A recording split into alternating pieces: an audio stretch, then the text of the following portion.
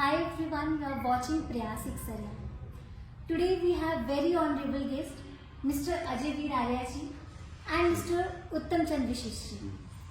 अगर बात करूँ मैं अजय वीर आर्या जी की, he is educational consultant, sports coach भी हैं और एक सोशल वर्कर भी हैं। उत्तम जी को तो आप सभी जानते हैं, he is an RTI activist और ये भी समाज के लिए हमेशा ही तत्पर रहे हैं।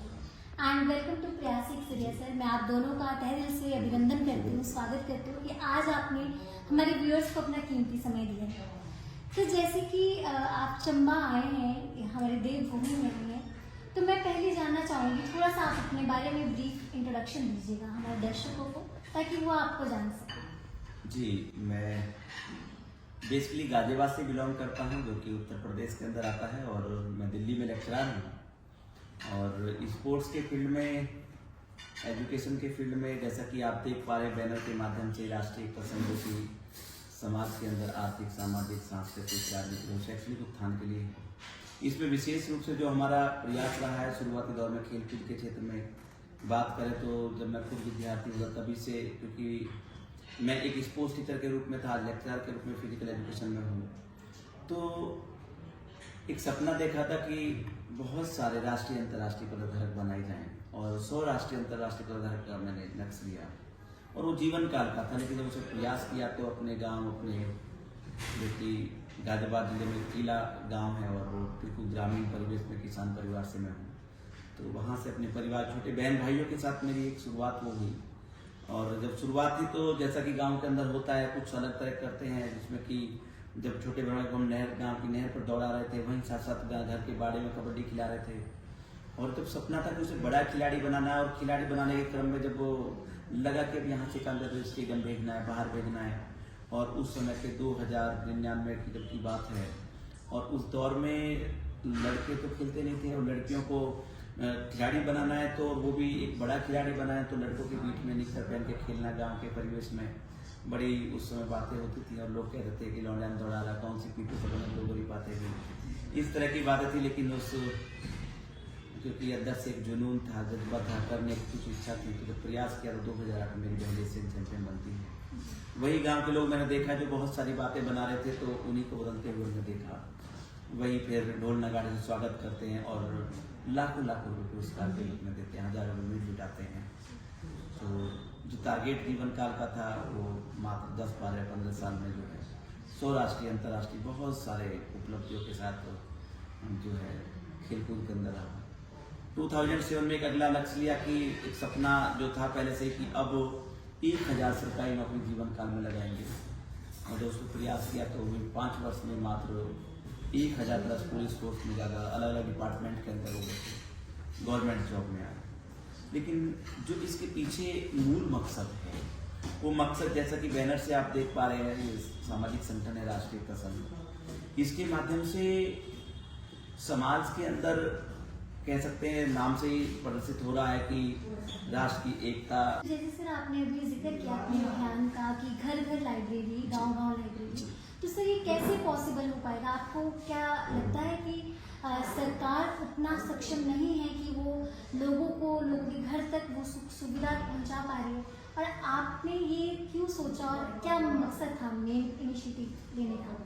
अब सरकार के भरोसे जाए तो संभव नहीं है, उसमें तो सामाजिक रूप से ही अगर हम, होता क्या है कि एक एनवायरनमेंट बनाना होता है।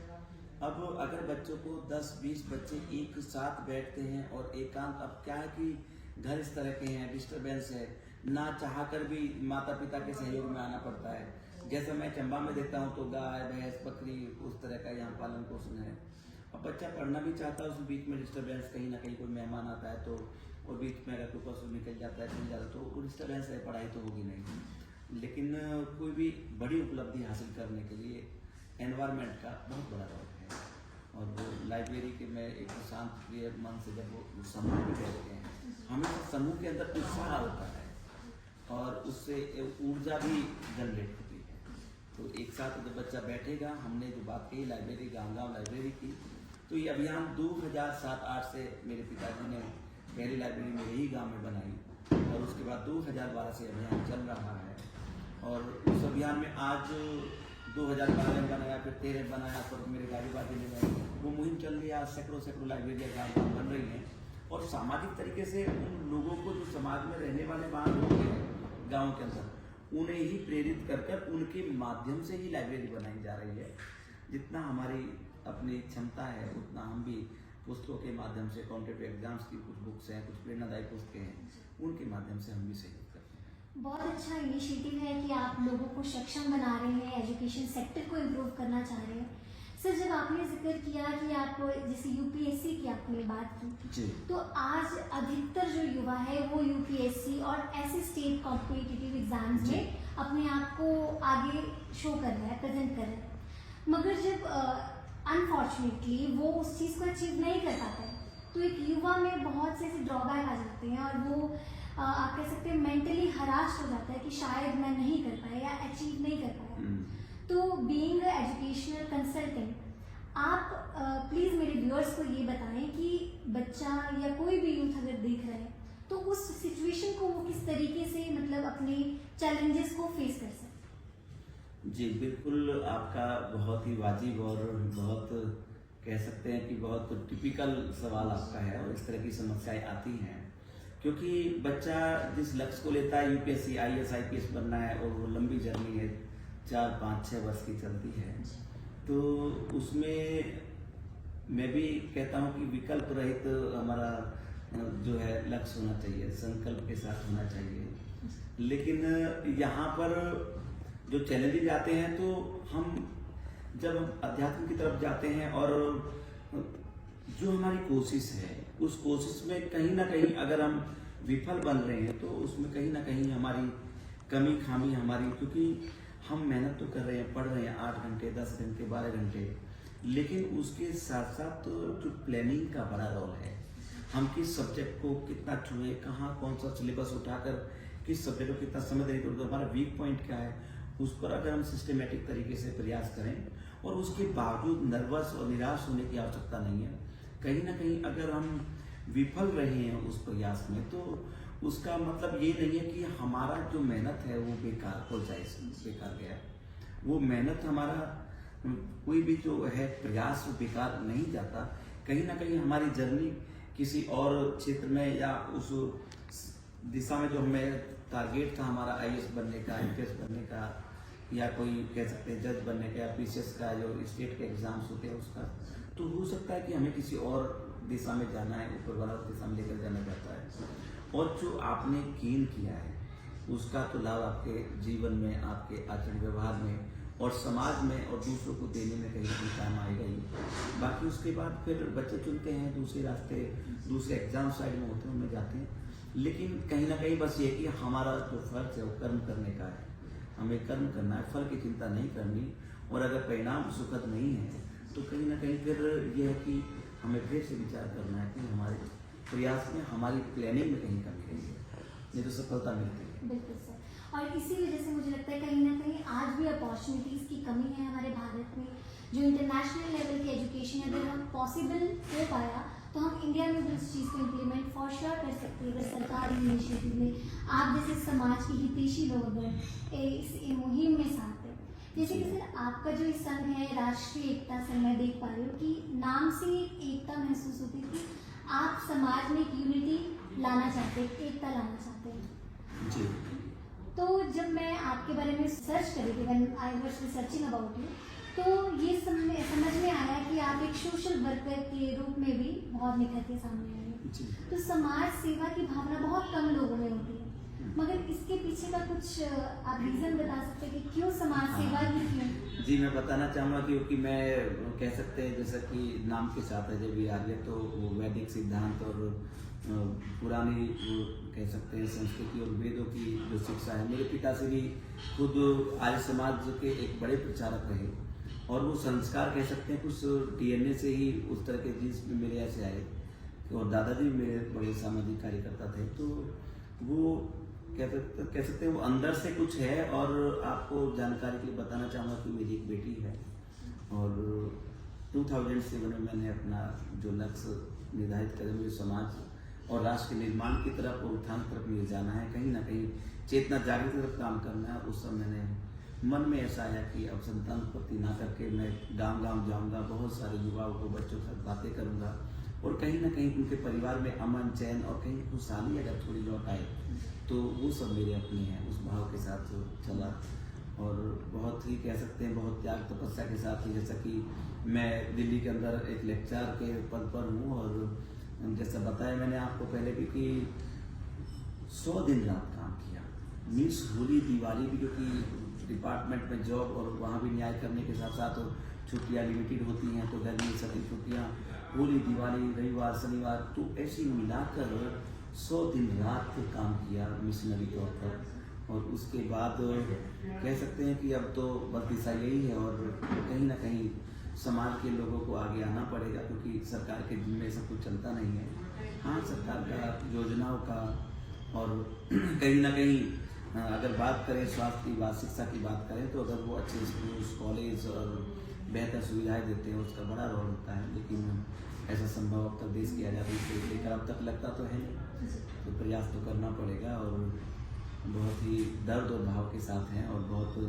त्याग तपस्या के साथ हैं। और बेटी के बाद आगे ये भी सोचा कि आगे संतान उत्पत्ति करें, क्योंकि आगे और करेंगे तो फिर उनके पालन पोषण में, फिर उनकी जिम्मेदारियों में और फिर उसके बाद कहीं उलझ कर रह जाएंगे। और जो मुहिम है राष्ट्रीय कसम, जिसे RES रेस के नाम से भी जानते हैं, तो वो संभव नहीं हो पाएगा। और मेरे साथ में देश के 10-12 राज्यों में मुहिम है, अलग अलग जहाँ राजनीतिक क्षेत्र में काम कर रहे हैं, वहीं शिक्षा के क्षेत्र में काम कर रहे हैं, सामाजिक खेलकूद के क्षेत्र में काम कर रहे हैं। वहीं पर आने वाले कल में 100 स्कूल, कॉलेज, कोचिंग सेंटर्स ये भी बनाने का इसके माध्यम से है। उस तरह के लोग मिलेंगे, उनके साथ मिलकर इस फील्ड को भी आगे बढ़ाएंगे। बहुत प्रशंसनीय और सराहनीय काम कर रहे हैं कि आपने अपनी लाइफ के कुछ सेक्रीफाइसेस करके अब अपने इंडिया के लिए, अपने भारत के लिए, हमारे युवाओं के लिए काम कर रहे हैं, जो रियली बहुत अप्रिशिएबल है। एंड वी कॉन्ग्रेचुलेट कि आप जैसे समाज हितैषी लोग और समाज के लिए अच्छा करने वाले लोग बढ़ चढ़ कर अगर पार्टिसिपेट करेंगे तो हम अपने भारत को एक नए बदलाव की सीढ़ी की ओर ले चलेंगे। सर, इसी के बीच एक प्रश्न मैं ये आपसे पूछना चाह रही हूँ कि आज का युवा कल की पहचान, क्योंकि युवाओं के हाथ में बहुत सारी रिस्पॉन्सिबिलिटी है, बट आज देखा जाए तो मोस्ट ऑफ द युवा है, मोस्ट ऑफ द यूथ है गलत संगत, गलत सोसाइटी में, ड्रग्स, एल्कोहलिज्म में अपने आप को इन्वॉल्व कर चुका है, जिस वजह से वो अपने लाइफ में खुद को भी खत्म कर रहा है, कहीं ना कहीं अपना फ्यूचर भी। तो हम इस चीज को कैसे टैकल करें? आप समाज में उन युवाओं को क्या मैसेज देना चाहेंगे? मैं तो कहता ही हमेशा ही कहता हूँ कि 12th क्लास तक बच्चे के हाथ में मोबाइल और बाइक नहीं आना चाहिए। कोरोना काल में एक चिंतन जो है अलग तरह का लोगों के दिमाग मस्तिष्क में तक गया कि वास्तव में जीवन क्या है, मानव बनाया है तो इसका मूल उद्देश्य क्या है, हम किस दौर में दौड़ रहे हैं, हम एक जहाँ जिस धारा में बह रहे हैं वहाँ बहते रहते हैं। लेकिन अब युवाओं की अगर बात की जाए तो अगर जिंदगी में हमें कामयाब होना है और बड़ा बनना है तो हम सुबह जल्दी उठें, सूर्य उदय से पहले अगर स्नान कर लेते हैं और योग व्यायाम थोड़ा सा हम करते हैं तो हमारा मस्तिष्क जो है वो पॉजिटिविटी की तरफ रहता है। और जो नशा, दूसरी जो बुराई आजकल युवाओं के अंदर, यूथ के अंदर नशा अलग अलग तरह के हैं, तो उससे बच सकता है। ये एक अच्छी कोशिश है। और बाकी जो संदेश की बात है तो मैं विद्यार्थी के लिए ये संदेश देना चाहूँगा कि जीवन में अगर वो सुबह सूर्य उदय से पहले स्नान कर ले, एक युवा क्या कोई व्यक्ति भी अगर डिसाइड करता है सूर्य से पहले अगर स्नान कर लेता है और थोड़ा सा योग व्यायाम एक्सरसाइज कर लेता है। और विद्यार्थी के लिए कहना चाहता हूँ कि साथ साथ विद्यार्थी अगर जिंदगी में अपने 4 सूत्र अगर वो अपना ले, पहला कि जब वो कक्षा और विद्यालय अध्यापक के साथ जब जुड़ता है, अपने गुरु के साथ जब जुड़ता है, तो वो कक्षा में मानसिक तौर पर फिजिकली तो उपलब्ध हो जाता है, लेकिन कि आज मुझे कुछ मिलने वाला है जिंदगी में, कहीं मेरा जो सपना है वो कहीं पूरा होगा, उस भाव के साथ वो 2 मिनट पहले शारीरिक और मानसिक तौर पर सीखने और उसे सुनने की मानसिकता के साथ क्लास में आ जाए। दूसरा, जो हमारे जो गुरुजन हैं, मैडम सर लोग हैं, वो जो पढ़ाते हैं उसको वो ध्यानपूर्वक सुने और नोट डाउन करें। तो जहाँ नोटबुक की आवश्यकता है उसमें नोटबुक में नोट डाउन करें, वहीं साथ साथ वो आपका मन मस्तिष्क के अंदर नोट डाउन करें। अगर हम बात करें तीसरा, तो जो रोज का कार्य है वो रोज पूरा करें। उसके साथ साथ चौथा है कि जो कल पढ़ाने जा रहे हैं उसको पहले से अगर पढ़कर आता है, इन 4 सूत्रों को याद रखता है तो और इस पर काम करता है तो यकीनन जिंदगी में जो भी सपना देखा कहीं उससे ज़्यादा मैं आपके प्रयास के जरिया इस चैनल और आपके इस प्रयास के माध्यम से मैं बच्चों को संदेश और खासकर यूथ और स्टूडेंट्स को मैं संदेश देना चाहूँगा और दावे के साथ कहता हूँ कि अगर इस पर काम किया, क्लास में 2 मिनट पहले आना, टीचर्स जो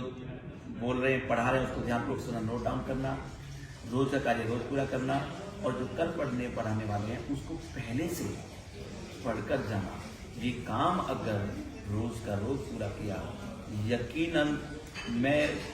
लिख कर दे सकता हूँ वो जिंदगी में ऐसा नहीं हो सकता। बहुत अच्छी आपने फॉलो ट्रिक्स बच्चों को दी है, युवाओं को दी है कि अगर वो समाज में हम लोग परिवर्तन चाहते हैं तो ऑब्वियसली सर्वप्रथम हमें अपनी लाइफ में लाना होगा, अपने आप में लाना होगा। इसी के बीच आज हमारे साथ, जैसे मैंने पहले ही आपको बताया कि उत्तम विशिष्ट जी भी हमारे साथ मौजूद हैं। सर, मैं आपसे जानना चाहूँगी कि जिस तरीके से आप एक क्रांतिकार को एक अपने जैसे और क्रांतिकार को चंबा की भूमि में लेकर आए हो, क्या पीछे का मकसद रहा और क्या आप सोचते हैं? कोऑपरेटिव और कॉरपोरेट्स में फर्क है। हम सिर्फ काम करते थे पैसे के लिए करते, लेकिन जो इनके साथ जुड़ के महसूस हुआ, जो इनसे सीखने को मिला, तो मैं इनको मतलब जैसा मैंने आपको बताया कि एक भाई की तरह है, लेकिन मैं इनको गुरुजी ही हमेशा बोलता हूँ क्योंकि मैंने इनसे सीखा बहुत कुछ। इन्होंने सिखाया, इन्होंने जैसे आपको दे रहे हैं ऐसे सूत्र देते हैं, ये 2-3 सूत्र देंगे, उस सूत्र में आप अगर चलोगे तो साल भर के लिए आप उन सूत्रों में ही बने रहेंगे। एक तरह से आपको नई क्लास लेने की जरूरत नहीं है, ठीक है ना। तो क्योंकि ये डिसिप्लिन क्रिएट करते हैं और जैसे बात करें जो भी बच्चा इनके साथ एक बार मिल लेता है वो फिर जीवन भर इनको छोड़ता नहीं है। कुछ हमारी सोच पर निर्भर करता है, ये सोच सबसे अच्छी दोस्त है, सबसे बड़ी दुश्मन होती है। जी। मैं तो हमेशा ही बोलता हूँ कि नजर बदल दो नजारे बदल जाएंगे, नजर बदल दो नजारे बदल जाएंगे, सोच बदल दो सितारे बदल जाएंगे। अरे जरूरत नहीं है अब यूं किश्ती रोज बदलने की, अरे जरूरत नहीं है अब यूं किश्ती रोज बदलने की, बस अपनी सोच की दिशा को बदल दो, किनारे तो अपने आप बदल जाएंगे। सब कुछ हमारी सोच पर निर्भर करता है और मैं सभी को बस ये कहना चाहूँगा कि बहुत सारे सपनों के साथ, बड़ी उम्मीदों के साथ हम आगे बढ़ रहे हैं और विद्यार्थियों को मैं ये कहना चाहूँगा कि धीरे धीरे आज हमने जो भी सोचा है, कल जब आप प्रयास करेंगे तो नए सपने, नई उम्मीदों के साथ आप आगे बढ़ेंगे बहुत ऊर्जावान तरीके से। और यही कहकर इस संदेश को क्योंकि बहुत लंबा और बड़ा होते जा रहा है, यहाँ समेटना चाहूँगा कि जब तक तेरी ताकत की आजमाइश बाकी है, जब तक तेरी ताकत की आजमाइश बाकी है, जिंदगी में एक गुंजाइश बाकी है। अरे चाहे पूरी हो जाए तमन्ना सारी, अरे चाहे पूरी हो जाए तमन्ना सारी, जिंदगी में एक ख्वाहिश फिर भी बाकी है, फिर भी बाकी है, फिर भी बाकी है। ये ख्वाहिश का सिलसिला चलता रहेगा। बहुत सपनों के साथ, बहुत त्याग तपस्या के साथ हम यहाँ तक पहुंचे हैं। मैं बताना चाहूँगा कि मैंने अपने जीवन का 18 वर्ष का शुरुआती जो सैलरी मिलता है, वो 18 वर्ष की सैलरी में 10 लाख सिर्फ मैंने अपने जूते कपड़े पर या अपनी बच्चे की एजुकेशन पर खर्च किया, सिर्फ 10 लाख। आज सैलरी 1.5 लाख प्लस है,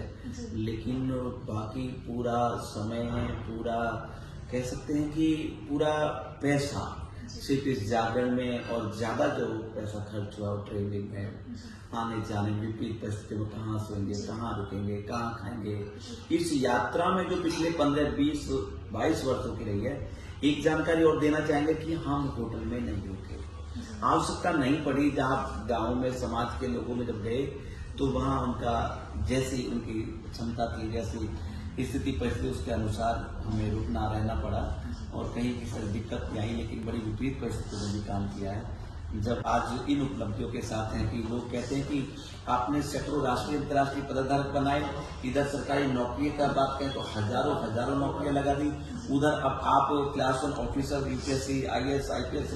लेफ्टिनेंट और जज बनाने की बात करते हो, उधर 100 MLA MP बनाने की बात करते हो। ये अलग अलग विधाएं हैं चारों, और आप मुझे देख पा रहे हैं तो उसमें ये बहुत सारी उपलब्धियों के बाद मैं आपसे बातें कर रहा हूँ। और संदेश जरूर, मैं चंबा में आज हूँ और पिछले 3-4 दिन से हूँ, तो और बहुत अच्छा लगा। लेकिन यहाँ की जो दुर्गम रास्ते हैं और उन पर चलकर और जैसी सोच है जो कम्युनिटी में हमने, विशेषकर हम गुर्जर कम्युनिटी के अंदर गए, वहाँ देखा 10वीं से ही बच्चा लेफ्ट आउट हो रहा, 10वीं आगे बढ़ नहीं रहा है। मैंने पूछा मुझे बताओ कोई बच्चा ऐसा हो जो 12वीं में पढ़ रहा हो या 12वीं कर लिया हो, तो अभी वैकेंसी आ रहा है पुलिस का भी, और एसटी कैटेगरी में आता है यहाँ का गुर्जर भी, और दूसरी बहुत सारी जाति असंख्यक जाति हैं, तो उन पर काम करने की आवश्यकता है। तो अब देखो बहुत सारे लोग मिले हैं यहाँ प्रयास काम करने से, और वो थोड़ा भी रिटर्न कॉल करते हैं तो हम यहाँ भी वो चमत्कारी परिणाम आपको नजर आएंगे बहुत जल्दी। बिल्कुल सर, हम यही कामना करते हैं आप जो अपना मिशन है उसमें जरूर सक्सेसफुल हो। जैसे आप बेहतर कार्य कर रहे हैं आगे भी करते रहे, क्योंकि आज मुझे आपसे खुद को मोटिवेटेड फील कर रही हूँ कि आप लोगों का ऑरा ऐसा लगा। एंड यस, अगर आप जैसे कार्यकर्ता हमारे बीच आएंगे तो जरूर निश्चित ही और निसंदेह हम हमारे भारत में एक रेवोल्यूशन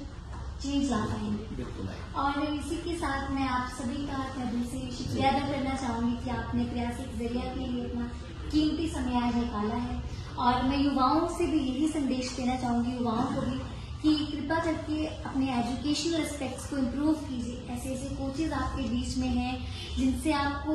इंफॉर्मेटिव चीजें जानने को मिल सकती है। गुरु कोई भी हो, क्योंकि सबसे बड़ा समाज में जो सुधारक है वो एक गुरु है। आप भी गुरु हैं और कहीं ना कहीं आप भी गुरु हैं। तो समाज में बदलाव तभी आ पाएगा जब आप अपने आप में चेंज ला पाएंगे।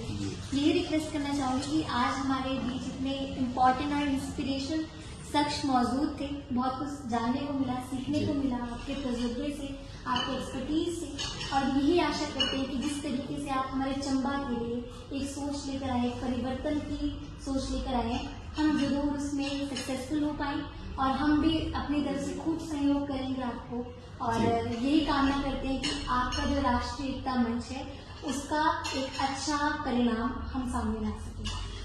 बस मैं यही संदेश देना चाहूँगा कि गांव-गांव लाइब्रेरी, पढ़ेगा भारत तो बढ़ेगा भारत। जरूर हम गांव-गांव में अपनी लाइब्रेरी बनाए, बच्चों के ऐसा स्थान बनाए जहाँ पर इकट्ठे होकर एक बड़े सोच के साथ बच्चा प्रयास कर सके।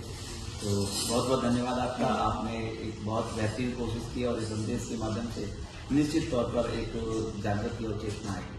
Thank you very much, thank you so much, thank you.